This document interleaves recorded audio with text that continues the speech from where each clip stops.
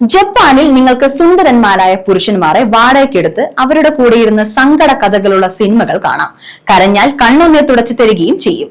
പറഞ്ഞു വരുന്നത് കണ്ണുനീർ തേടൽ എന്നർത്ഥം വരുന്ന റൂയി കാറ്റ്സു എന്ന ആചാരത്തെ കുറിച്ചാണ്. ഈ ആചാരത്തിൽ സമ്മർദ്ദം ലഘൂകരിക്കുന്നതിനും ക്ഷേമം പ്രോത്സാഹിപ്പിക്കുന്നതിനുമായി കരച്ചിൽ വഴി മനഃപൂർവ്വം വൈകാരിക മോചനം തേടുന്ന ഒരു പ്രക്രിയയുണ്ട്. കൂട്ടക്കരച്ചിൽ സെഷനുകളെ പ്രോത്സാഹിപ്പിക്കുന്ന പരിപാടികൾ സംഘടിപ്പിക്കുന്ന ഫിഡഹോമി യോഷിതയാണ് ഈ ആശയം ജനപ്രിയമാക്കിയത്. ഇതിനെ അടിസ്ഥാനമാക്കി സുന്ദരനായ കരയുന്ന ബോയ്സ് എന്നർത്ഥം വരുന്ന ഇക്കമെസോ ഡാൻഷി എന്ന കമ്പനി ആകർഷകമായ പുരുഷന്മാരെ വാടകയ്ക്ക് നൽകുകയും ആളുകൾക്ക് അവരോടൊപ്പം ദുഃഖകരമായ സിനിമകൾ കാണാനും കണ്ണുനീർ തെളിച്ചു തരാനും കഴിയുന്ന ഒരു സവിശേഷ സേവനം വാഗ്ദാനം ചെയ്യുന്നു. വൈകാരിക പിന്തുണ നൽകുന്നതിനും ദുർബലത പ്രകടിപ്പിക്കുന്നതിനുമുള്ള സുരക്ഷിതമായ ഇടം സൃഷ്ടിക്കുന്നതിനും ഈ സേവനം ലക്ഷ്യമിടുന്നുണ്ട്.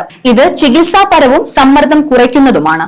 ഉപഭോക്താക്കൾക്ക് സുന്ദരന്മാരായ ബോയ്സിനെ ഒരു കാറ്റലോഗിൽ നിന്ന് തിരഞ്ഞെടുത്ത് ഏകദേശം 7,900 yen നിരക്കിൽ ബുക്ക് ചെയ്യാം.